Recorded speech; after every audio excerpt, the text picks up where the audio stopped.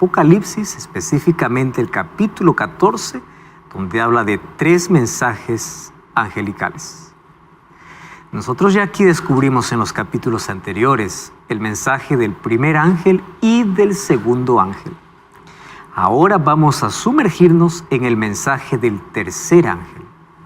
Y ese mensaje trae un juicio, trae una advertencia de lo que sucederá si es que alguien no entiende o no atiende el mensaje del primer ángel y del segundo ángel.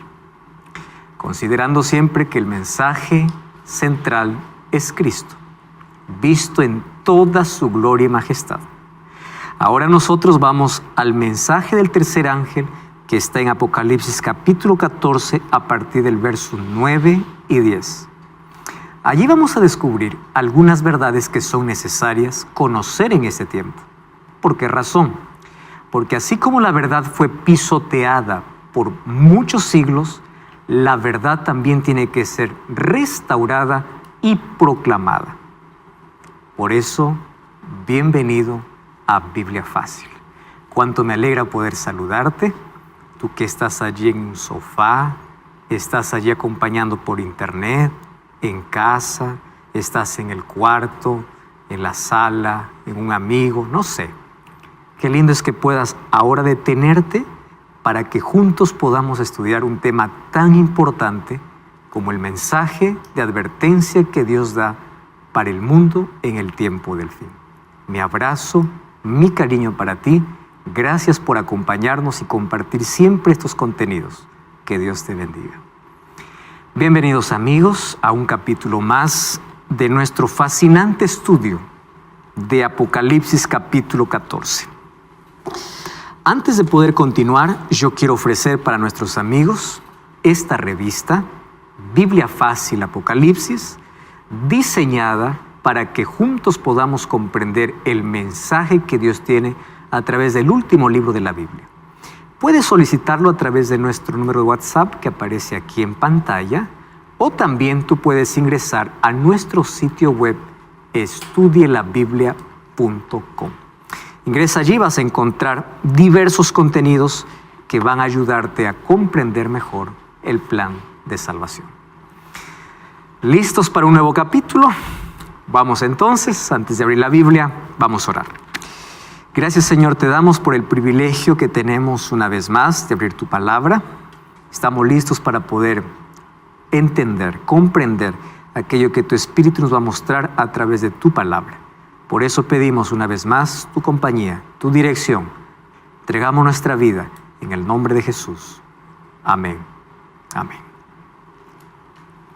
Apocalipsis capítulo 14. Volvemos al texto que durante toda esta serie, toda esta temporada estamos estudiando. Vamos ahora a detenernos en el versículo 9 hasta el versículo 11. Ustedes ahí se van a dar cuenta de una serie, una cantidad de detalles que a la verdad necesitaríamos más días para poder ver cada expresión. Mas vamos a intentar, por lo menos en los próximos capítulos, analizar algunas expresiones que puede parecer confusión para muchos. Dice el versículo 8, ha caído Babilonia, la gran ciudad, porque ha dado de beber a todas las naciones del vino del furor de su fornicación. Es el mensaje del segundo ángel. Ya vimos de qué se trata el vino, ya vimos cuándo cae Babilonia y ya revisamos quién es Babilonia. Versículo 9, el tercer ángel lo sigue diciendo: si alguno adora a la bestia y a su imagen y recibe la marca en su frente o en su mano, también beberá del vino de la ira de Dios. Esa expresión ira de Dios se va a repetir más de una vez en Apocalipsis. Que ha sido vaciado puro en el cáliz de su ira. Será atormentado, otra expresión, con fuego y azufre delante de los santos ángeles y del Cordero. El humo de su tormento sube por los siglos de los siglos. No tienen reposo ni de día ni de noche los que adoran a la bestia y a su imagen, ni nadie que reciba la marca de su nombre. ¿Y cómo termina aquí este mensaje? Aquí está la perseverancia o la paciencia de los santos, los que guardan los mandamientos de Dios y la fe de Jesús. Muy bien. Es interesante que el pueblo que persevera y guarda los mandamientos es colocado en torno de todo este conflicto. Ahora, vamos de nuevo al versículo 9. Si alguno adora a la bestia y a su imagen. Nuestro tema de hoy será descubrir o identificar quién es la bestia. Nuestro próximo tema vamos a descubrir cuál es la imagen, porque acá hay dos entidades. Dice si alguno adora a la bestia y a su imagen. O sea, hay una bestia y hay una imagen de la bestia. Bueno, hoy vamos a descubrir solamente quién es la bestia y por qué dice que lo adoran. Porque aquí el conflicto está en torno a adoración. Ese es el mayor conflicto. Vamos entonces aquí a analizar de que hay dos poderes aliados en el tiempo del fin para poder perseguir a ese remanente, como ya lo vimos en Apocalipsis 12 y como lo vamos a ver ahora en Apocalipsis capítulo 13. Para que nosotros podamos descubrir quién es esta bestia, tenemos que volver un capítulo anterior, porque nosotros hemos tomado el 14, solo que en el capítulo 13 explica la aparición de dos bestias. Entonces, como en el 13 ya explica la bestia, en el 14 solamente dice si alguno lo adora. Pero ¿dónde es que se identifica? En el 13. Vamos a un capítulo anterior, ¿correcto? Un capítulo anterior. Dice ahí el versículo 1 y versículo 2. Me paré sobre la arena del mar, vi subir del mar. ¿Ustedes se acuerdan que mar ya sabemos que representa, según Apocalipsis 17:15? ¿Qué representa mar? Muchedumbre de personas, poderes políticos, sobre el cual estaba sentada la ramera. Ya estudiamos eso. Ahora, vi una bestia subir del mar, ¿correcto? Que tenía 7 cabezas, 10 cuernos. En sus cuernos 10 diademas, la palabra diademas son coronas, o sea, cree que vence. Y sobre sus cabezas nombres de blasfemia, nombres blasfemos. La bestia que viera semejante a un leopardo. Fíjense qué interesante acá. Semejante a un leopardo, sus pies como de oso, su boca como de león. Y el dragón, ya descubrimos que el dragón es Satanás, le dio su poder, su trono y autoridad. ¿Quién está detrás de este poder? El dragón. ¿Quién es el dragón? Satanás. ¿Qué quiere Satanás? Ser adorado. Pero él nunca se presenta como Satanás para ser adorado. Allí en el jardín del Edén, ¿a quién usó? A la serpiente. Aquí en el tiempo del fin, ¿a quién usa? Un poder. ¿Por qué? Vamos a descubrir de aquí que la palabra bestia en profecía no representa un término despectivo. Bestia en profecía representa un poder. Ahora, ¿qué cosa más hizo? Dice el versículo 3.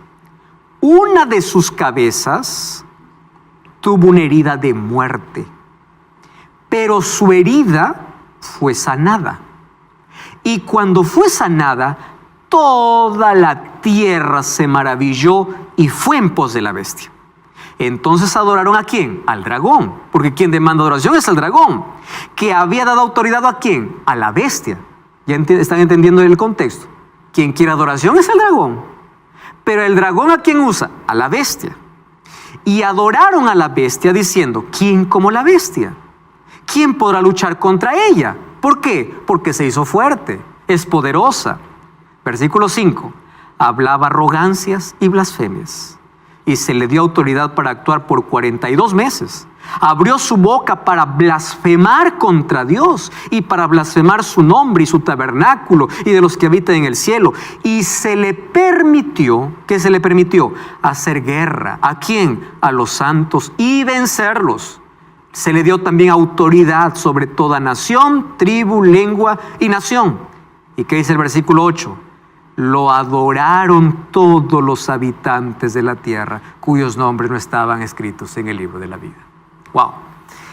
Capítulo 13 ya me da muchísimos detalles sobre la bestia. Solo que hay un asunto interesante. ustedes saben que Apocalipsis tiene que entenderse e interpretarse incluso a la luz de Daniel.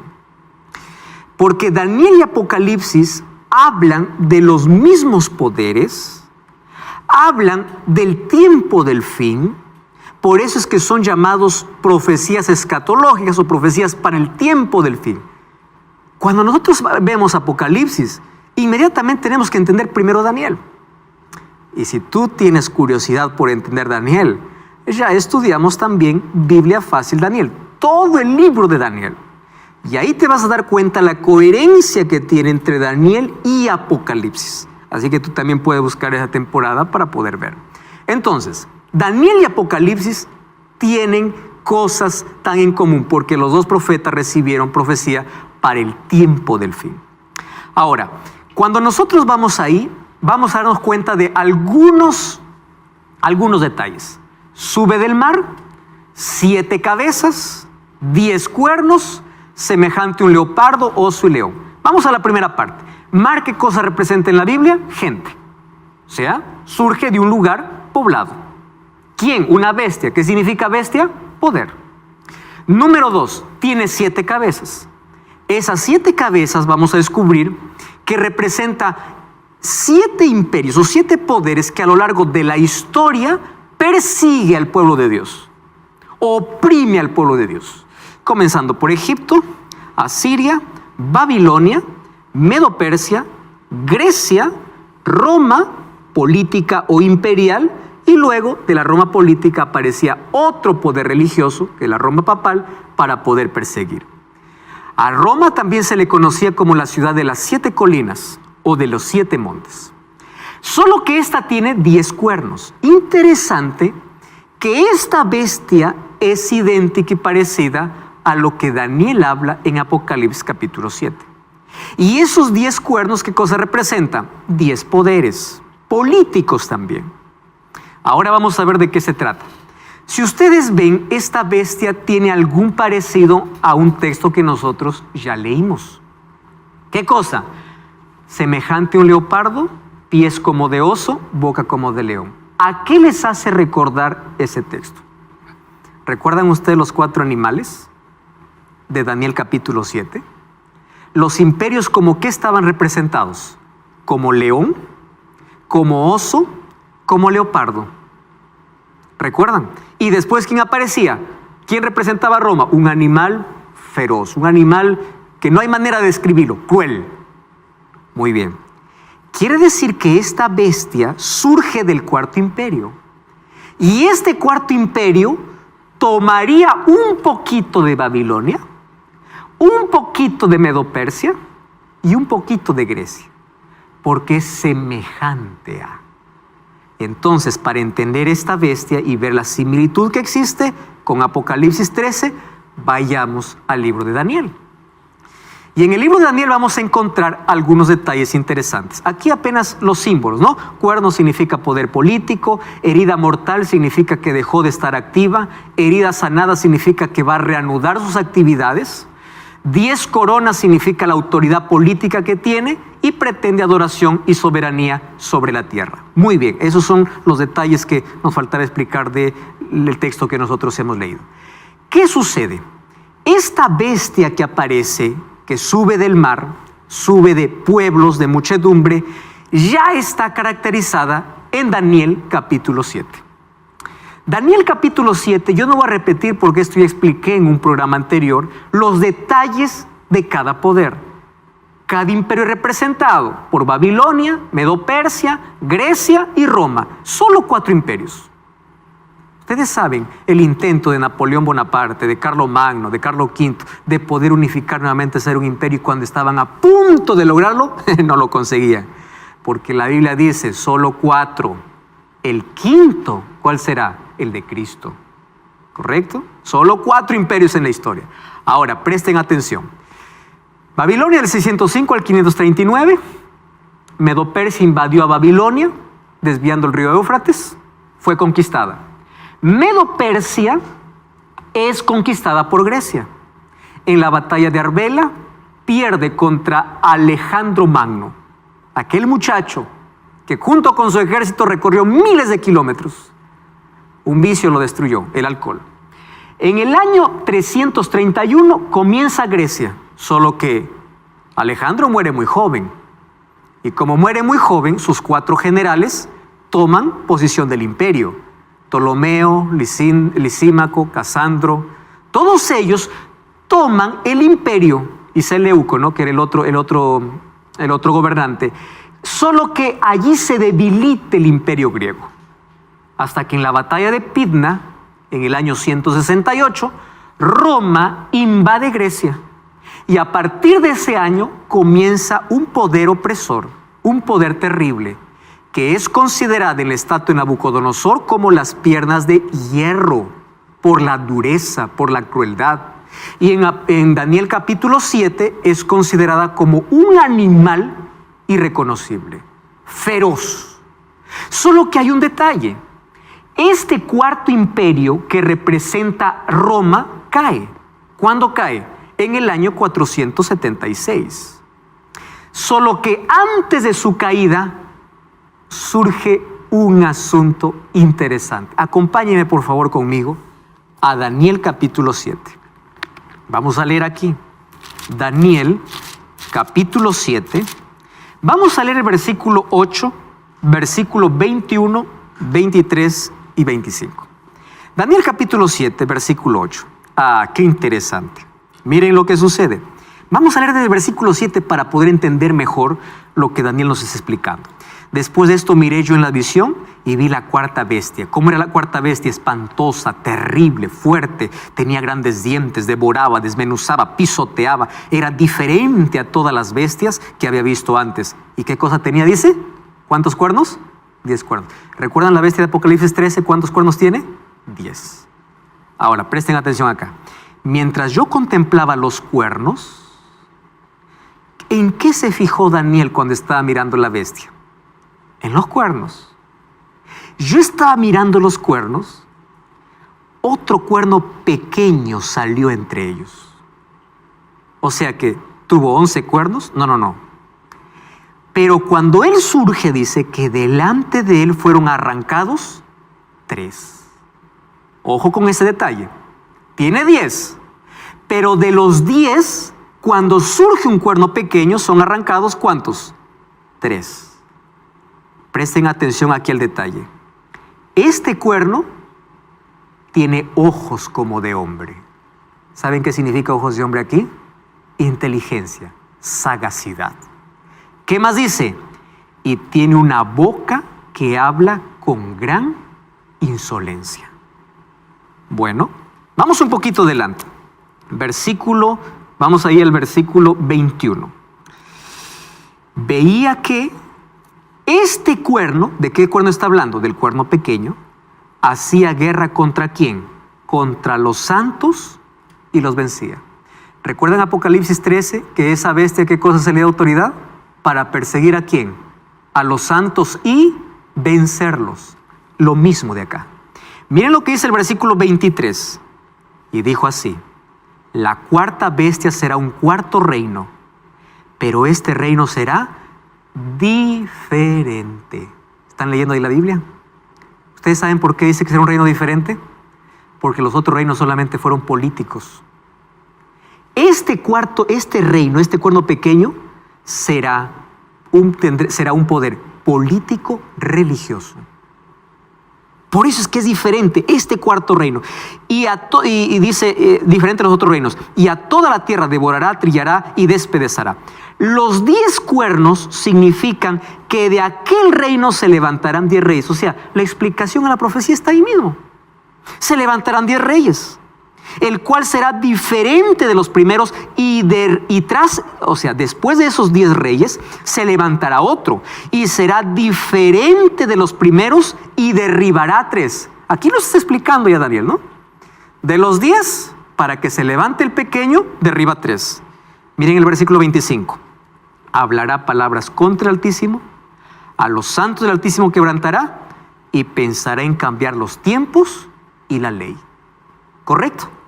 Con estas características no hay manera de confundir quién es el cuerno pequeño ¿Y quién es la bestia de Apocalipsis 13? Porque las mismas características de la bestia con 10 cuernos, que blasfema contra Dios, que persigue a los santos, ¿dónde aparece? En Daniel capítulo 7. Vamos entonces ahí. ¿De dónde sube ese cuerno pequeño? De entre 10. Para que surja, ¿quién arranca? 3. Que tiene ojos de hombre, habla blasfemias, hace guerra contra los santos y cambiaría los tiempos y la ley. Esas son las 6 características que tiene la bestia y el cuerno pequeño según Daniel capítulo 7. 6 características que si ustedes lo colocan en Apocalipsis 13 son las mismas que tiene este cuerno pequeño. Ahora, ¿qué sucede? ¿Ustedes recuerdan cómo fue conquistada Roma? Por 10 tribus bárbaras. 10 reyes, no fueron 11, fueron 10. A partir del año 352, cuando se cambia la capital para Constantinopla, Roma se debilita. En el año 476, Rómulo Augusto coloca su corona delante de Odoacro. ¿Qué sucede a partir de allí? Roma es dividida. Totalmente. Nunca más será imperio Roma. Roma es dividida por 10 tribus. ¿Y saben qué hacen esas 10 tribus? Forman lo que hoy se conoce Europa. ¿De dónde nace Europa? De esa conquista de Roma. Porque todo ese territorio ¿a quién pertenecía? Al Imperio Romano. Ahí nace España, nace Alemania, nace, todos los países, Italia, nace todos los países ahí. Todos ellos conquistan primero como tribus al Imperio Romano. Y qué curioso. ¿Recuerdan ustedes que en el año 533 Justiniano declaró que cuando el emperador sale de escena, quien tome lugar del emperador de manera visible para el mundo era el obispo de Roma? Y ese obispo fue declarado la cabeza de todas las iglesias. Pero luego ganó un espacio político porque era un poder político religioso. Solo que tenía un problema. ¿Cuál era el problema? Habían 3 tribus que eran las tribus arrianas. Esas 3 tribus arrianas no estaban de acuerdo con que él sea el príncipe o la cabeza de todos. ¿Qué cosa comienzan allí? Las guerras papales. ¿Qué sucede en el año 538? En el año 538 destruye a la última de las 3 tribus que estaba en oposición. Y a partir de ese año, él tiene la hegemonía. Entonces, cuando se habla de la bestia, se habla de un poder. Cuando se habla del cuerno pequeño, se habla de un poder político-religioso que surge para perseguir a los santos, para hablar blasfemias y para cambiar los tiempos y la ley. Recuerden esos detalles interesantes.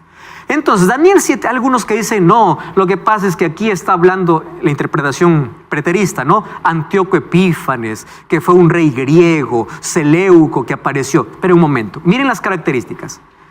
Antíoco Epífanes no surgió de la 4ª bestia de Roma. Número 2, aconteció después de los 10 cuernos. Antíoco Epífanes es griego, no encaja dentro.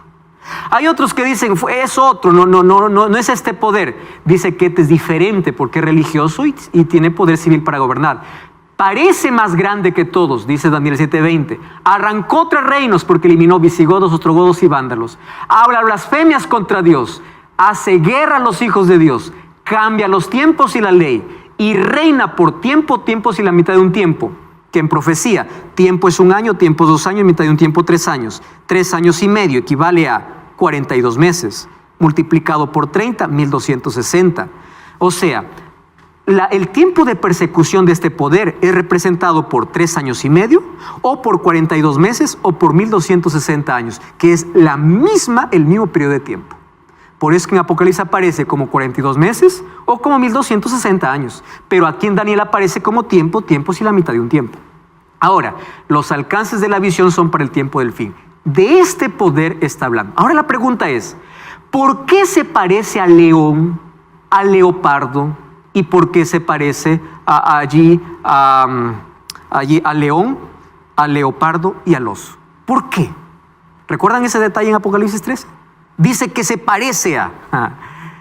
Porque este sistema que surgió después que 3 tribus fueron arrancadas, él copió de los imperios anteriores 3 cosas. ¿Qué cosa copió de Babilonia? La arrogancia y la pretensión. ¿Arrogancia de qué? Vamos a descubrirlo de aquí a poco. ¿Qué tipo de arrogancia? ¿Qué copió de Medo-Persia? El culto y la adoración. ¿Recuerdan ustedes a Constantino? ¿Qué era Constantino? Mitraísta. ¿Qué cosa trajo a Medo-Persia? La adoración al sol. ¿Qué cosa copió de Grecia? El sistema de imágenes. Ustedes recuerdan allí la musa griega o los ídolos griegos. Ahí está pues Afrodita, ¿no? Ahí está Diana, o bueno, ahí están los dioses griegos, el panteón de dioses. ¿Qué cosa trae? La veneración a esculturas. O sea, este cuarto poder copia de cada imperio y trae costumbres, como ya hemos visto, para poder contaminar la verdad. Miren las semejanzas entre Daniel 7 y Apocalipsis 13. Daniel 7 y Apocalipsis 13. Los dos son poderes blasfemios. Según Daniel 7:25 y Apocalipsis 13:6 dice que los dos hablan blasfemias. Número 2. Los dos son poderes perseguidores. En Daniel 7 dice que se le dio autoridad para guerrear contra los santos y vencerlos. Y en Apocalipsis 13 dice lo mismo. Los dos hablan blasfemias.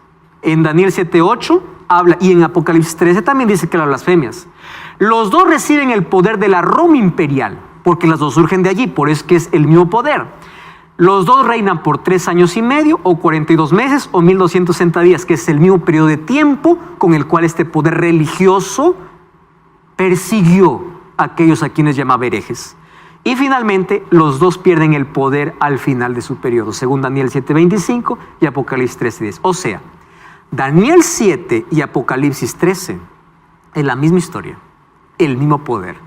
Entonces, ¿quién surge de una multitud de gente? Un imperio llamado Roma. Solo que ese imperio tiene dos fases: Roma imperial y Roma religiosa. Ese imperio es conocida como la Roma de los Césares y la Roma de los papas. Eso dice la Biblia y la historia.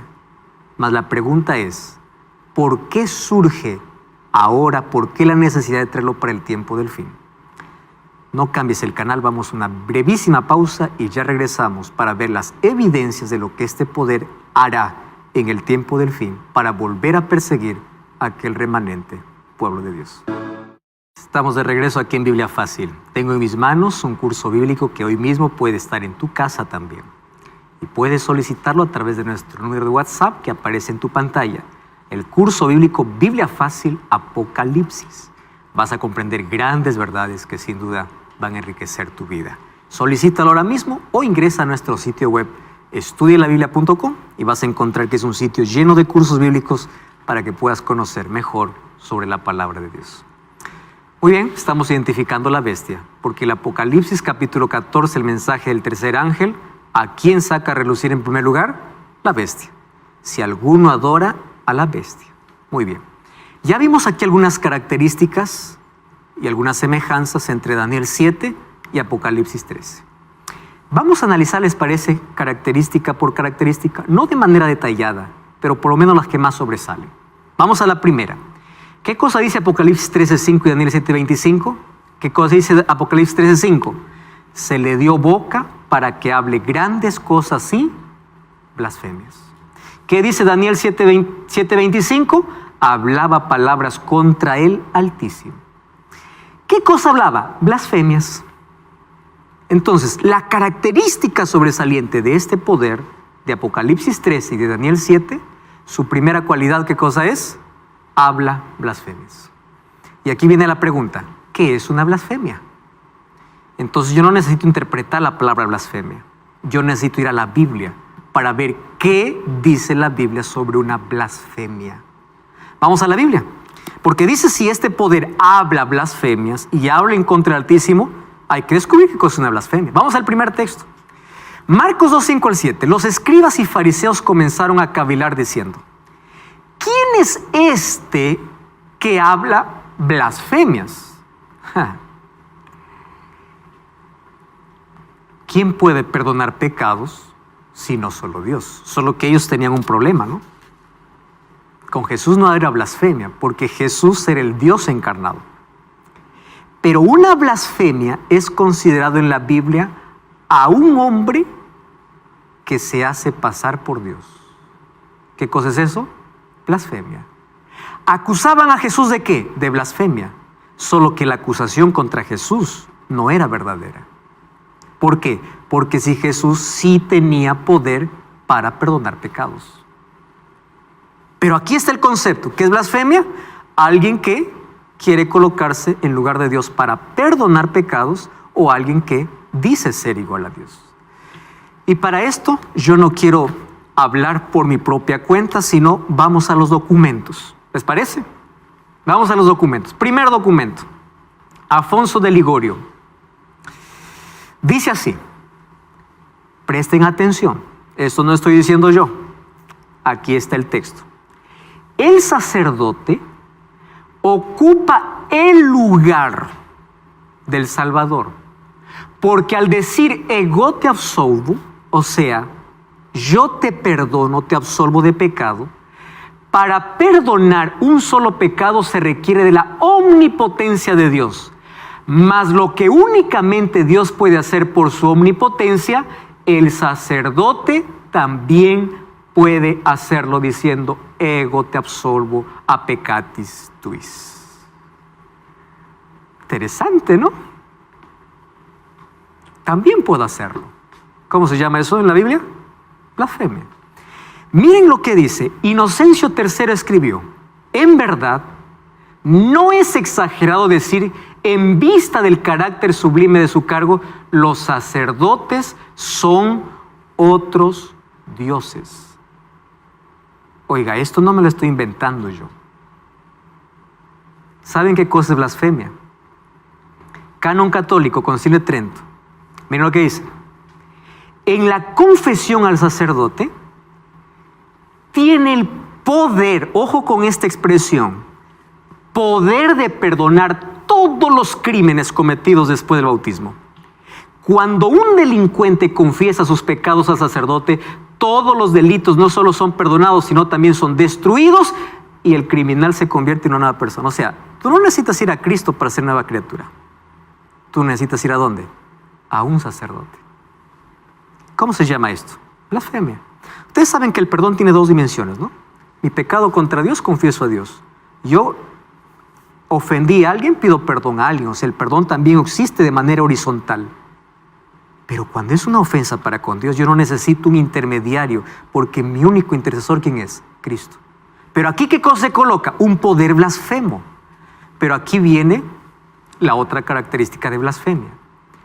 Juan 10, 30 al 33. Yo y el Padre uno somos, dice Jesús. Los judíos volvieron a tomar piedras para apedrearle. Jesús le respondió: cosas buenas, muchas buenas obras he mostrado de mi Padre. ¿Por cuál ustedes me apedrean? Y respondieron ellos: no por buena obra, sino por blasfemia, porque tú siendo hombre te haces pasar por Dios. ¿Los judíos estaban equivocados? Claro. ¿Por qué razón? Porque Jesús sí era Dios, el Dios encarnado. ¿Y qué cosa es una blasfemia aquí? Aquel que se hace pasar por Dios. Déjenme mostrar otra vez aquí registros. Y cuando muestro registros es algo que obviamente nadie puede negar.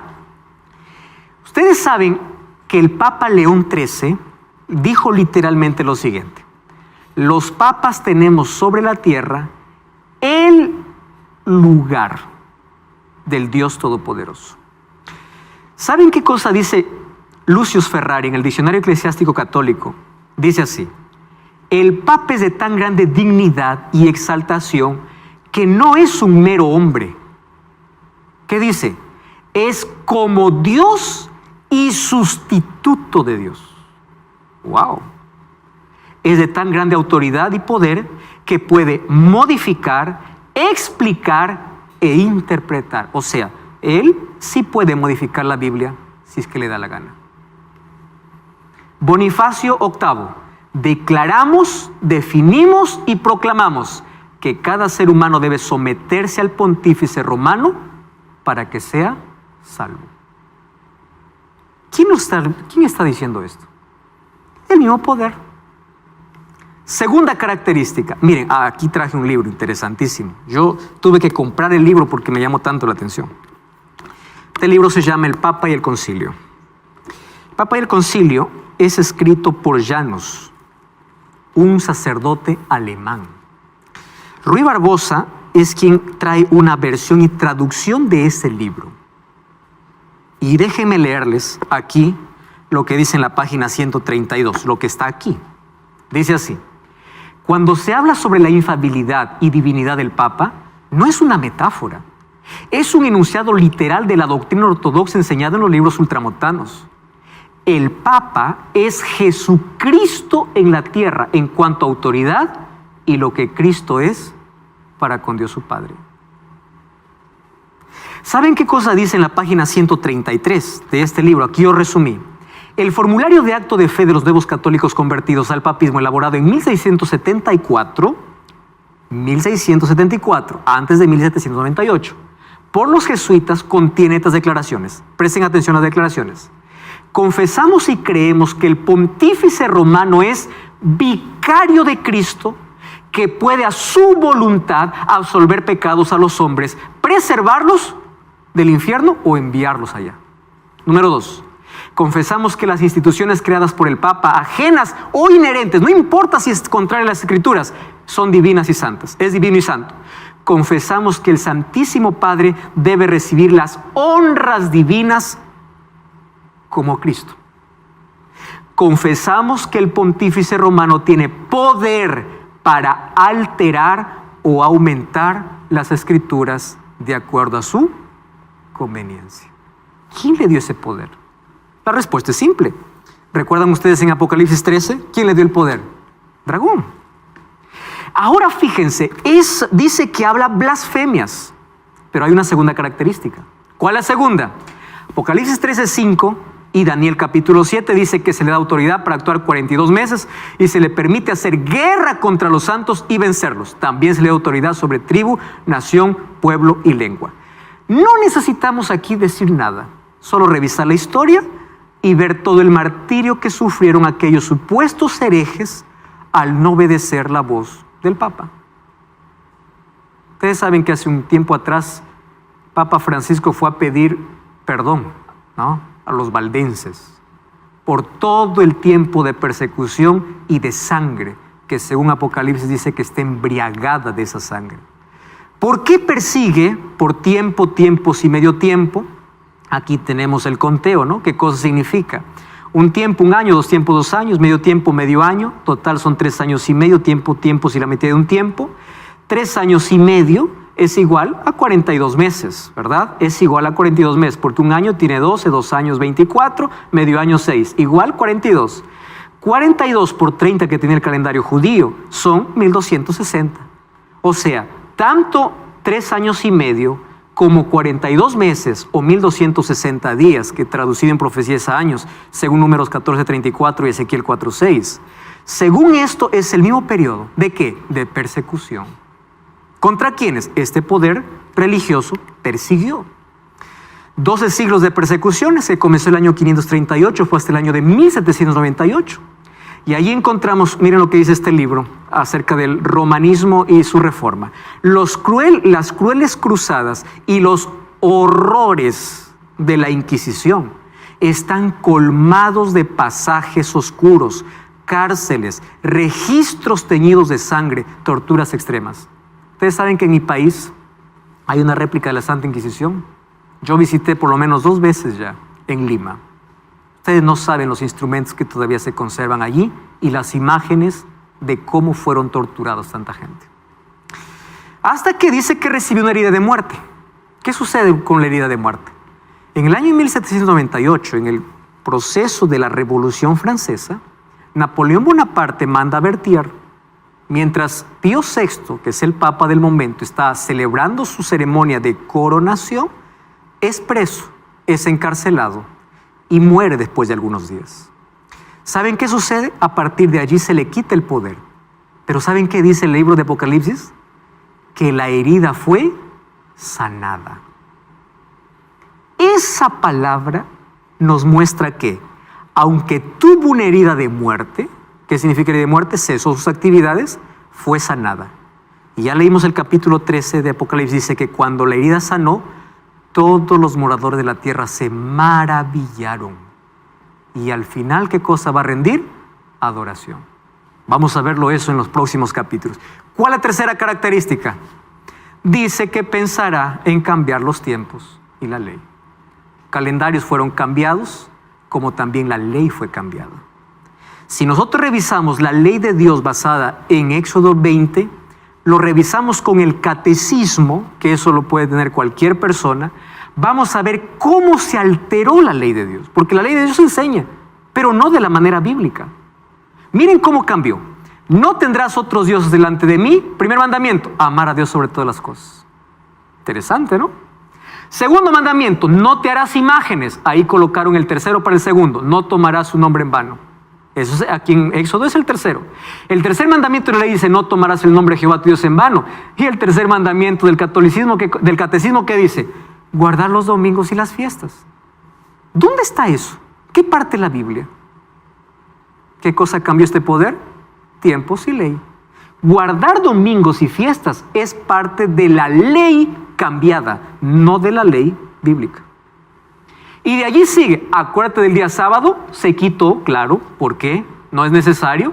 Y en lugar de eso colocaron el quinto para el cuarto, honra a tu padre y a madre, no matar. Y de allí comienza nuevamente, parece alinearse.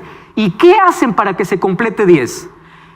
El último mandamiento lo dividen en 2. No desear a la mujer de tu prójimo y no codiciar las cosas ajenas.